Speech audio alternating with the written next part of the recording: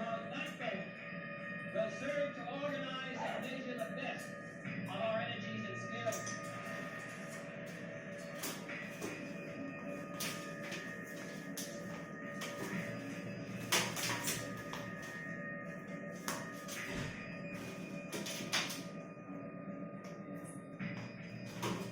We've grown used to the idea of space, and perhaps we forget that we've only just begun.